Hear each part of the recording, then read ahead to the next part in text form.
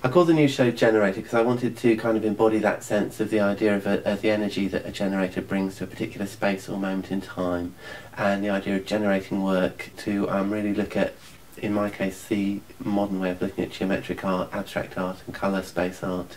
and coalescing that all together for this particular show under that title. I think there's also a play on words with the idea of computer generated images or CGI images, because I'm using digital tools to make all of the work, all the basic drawings are drawn digitally.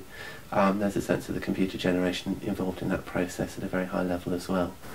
I think in the last few years I've been moving away from the rectilinear forms that I was using maybe 5 to 6 years ago, and really getting into looking at nature and how the natural world creates form, how curves can be overlaid on top of each other, rotated and spun in ways that kind of deliver the kind of shapes you'll see when you're looking at a flower bud or a series of petals, the way that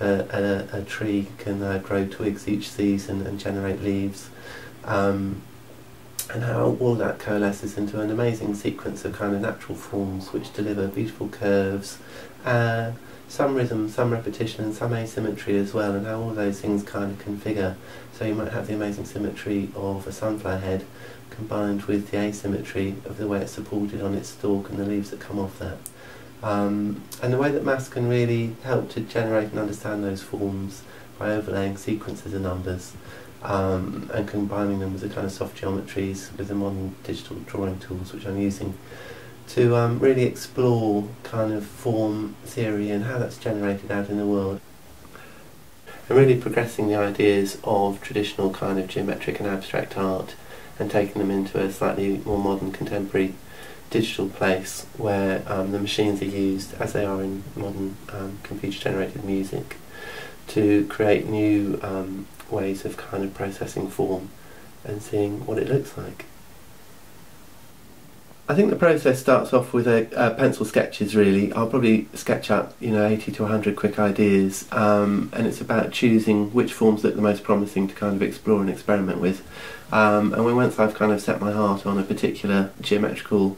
kind of pattern or rhythm, I'll push it across onto the computer and start sculpting it in a 3D drawing package. Almost all the drawings are based on the idea of sculpting form in black and white to start off with, to look at the strength of the underlying shapes, how the geometry works and how the rhythm in the geometry works, with a view to finding something that's got a really lyrical kind of fluid motion and looking at the underlying shapes. And once I've got those set up, which might take a number of weeks to kind of finesse, add in layers of numbering patterns to really generate forms which perhaps haven't been seen before. I'll choose a camera view and start looking at the sculptural objects through the camera view that I want to work with and start adding layers of colour, and then start rendering the pictures, which gives me these large high resolution digital photographic files, which I can then crop and resolve in a number of ways, look at different variations on colour. Often I'll look at a light balance and a dark balance and choose whether I want to go with a kind of a blacker base or a more silvery feel, maybe something more pearlescent, and start putting the pictures together. I'll probably make 60 or 70 maybe more different versions of the picture, and then start compressing layers of different versions of images together and kind of making a compound of all of those various drawings that have gone before into a couple of final pieces. And then maybe post-process a bit. On the picture behind me here you can see there's a little bit of solarising going on. I've pushed in some coppers and pinks which weren't in the original drawing to kind of activate the colour space alongside the geometry that's flowing down the picture. I'm using Diasec mounting for the work, which is a process whereby the works on paper are bonded onto the back of a sheet of plexiglass using a kind of silicone gel, and it gives an amazing machine-made high gloss kind of lacquer finish to the surface of the work, which seems to enhance the kind of colour glazing and kind of glass-like forms that I'm using in the work, and just kind of really translate them onto the wall with a lot of punch and impact and an immediacy that perhaps other more traditional methods of framing don't really give. So hopefully that really enhances the nature of the work that I'm making.